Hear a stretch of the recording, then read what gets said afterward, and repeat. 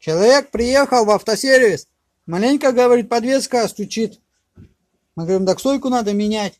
Он говорит, у меня СС-20, сказали, 200 тысяч пройдет. Я говорю, сколько прошла? Он говорит, 199. 1000 не доехала, видимо. Это, конечно, полный пипец. Я такого даже не видел. Откручиваем гайку.